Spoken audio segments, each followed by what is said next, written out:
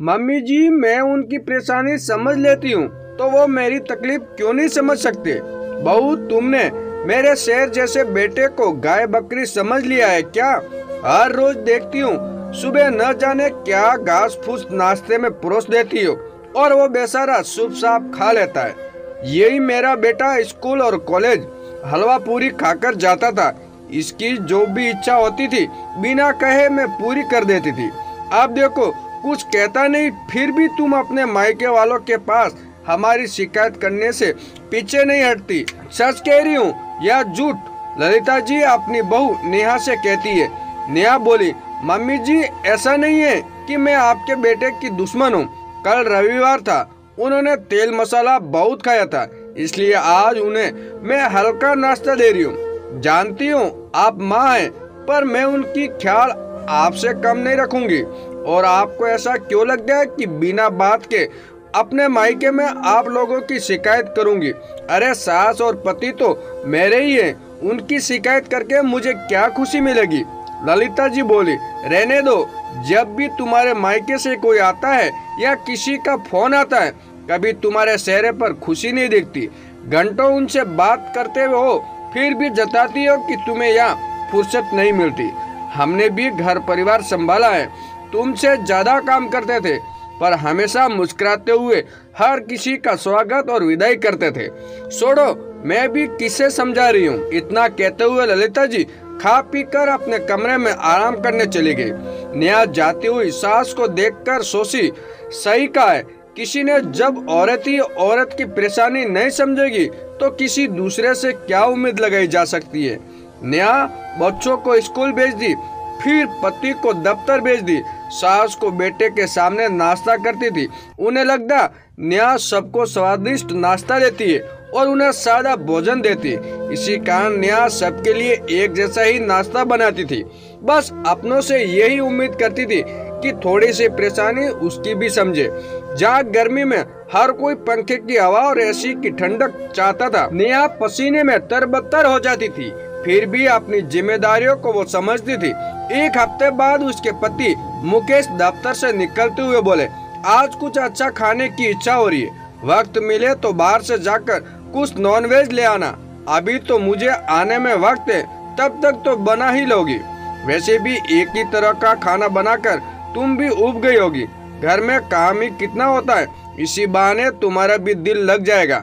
नेहा अपने पल्लू से अपने पसीने को पोंछते हुए रसोई को देखी, क्योंकि उसने खाने की तैयारी लगभग कर ली थी। फिर भी उसने कहा, ठीक है, मैं बाजार से जल्दी जाकर ले आती हूँ, आपके जाने तक तो तैयार हो जाएगा। जैसे ही नेहा बाजार निकलने लगी, ललिता जी बोली, बहू बाजार जा रही हो तो मेरी साड़ी का मैचिंग फॉल लेकर आना।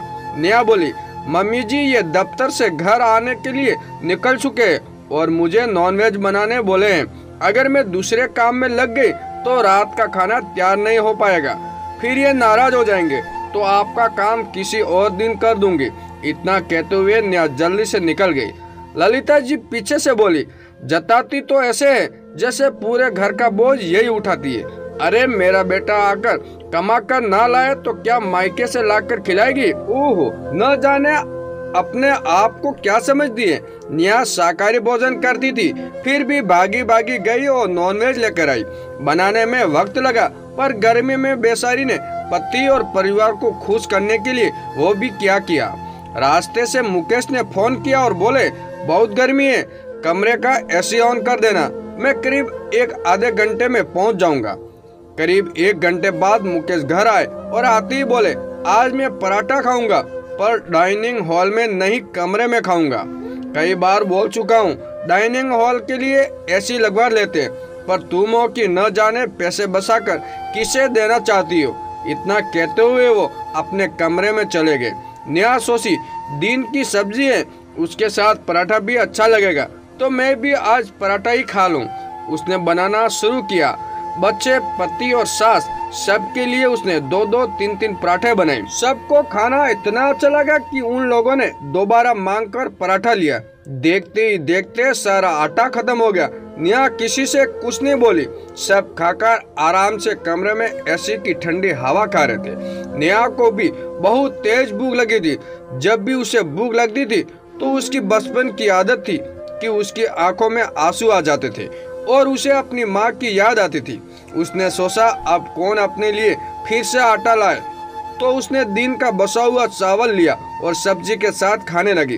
खाने के साथ साथ नमकीन आंसुओं का भी स्वाद आ रहा था। तभी कमरे से मुकेश की आवाज आई, नेहा तुमसे इतना भी नहीं हो पाता कि कमरे में ठंडे पानी की 2-4 बोतल रख दे? और ये क्या, अभी तक तुम खा ही रही हो? जल्दी से पानी की बोतल दे देना। एक काम तुमसे सही ढंग से नहीं हो पाता, न जाने दिन भर घर में क्या करती हो। कितना कहकर मुकेश ने धड़ाम से दरवाजा बंद कर लिया। नेहा सोच रही थी यही अंतर होता है माँ बहन और साथ पति में। इनकी जगह अगर मेरी माँ और बहन होती तो एक बार जरूर देखने आती कि मैंने ठीक से खाना खाया कि नहीं। तभी ललिता जी आई और नेहा की थाली को देखते हुए बोली, बहू तुमने अपने लिए भात बनाई हो? तुम बहुत चटोर हो गई हो। मुझे तो ज्ञान देती हो कि भात 2 बार नहीं खाना चाहिए, पर खुद खा रही हो। उनको इतना कहते ही न जाने नेहा के आंखों का आंसू फपट पड़ा। ललिता जी बोली, हाय हाय बहू, मैंने तो कुछ कहा भी नहीं और तुम रोने लगी। यह आजकल की औरतों का यही ड्रामा मुझे अच्छा नहीं लगता। सास कुछ कहती ही नहीं कि वो रोकर पूरे घर को इकट्ठा कर लेती। नेहा अपने आंसू को पोंछने की नाकायब कोशिश करते हुए बोली, मम्मी जी आपको मेरी थाली में भात नजर आए, पर वो भात दिन का है ये नहीं नजर आया। आप सब एसी की हवा में खाना खा रहे हो, मैं यहाँ बैठकर अकेली खा रही हूँ। किसी से नहीं हुआ कि एक बार मुझे भी पूछ लेता? क्या मैं इस घर के लिए कोई मायने नहीं रखती हूँ? ललिता जी बोली, अरे नॉनवेज और पराठा बनाने के लिए तुमने ही तो हाँ की थी।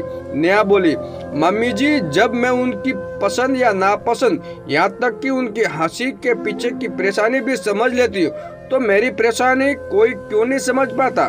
काम वाली जितना आटा लगा कर गई थी वो सब खत्म हो गया था। अब ये सोचिए मुझे भी तो भूख लगती है, कभी मेरा भी मन होता है कि कोई मेरी भी चिंता करे। ऊपर से उन्होंने कहा कि गरम गरम पराठा चाहिए। मुकेश कमरे से निकल कर आए और बोले, क्या बात हो गई जो इतना शोर मचा रही हो? और अगर तुमने चिकन बनाकर खिला भी दिया तो क्या एहसान किया?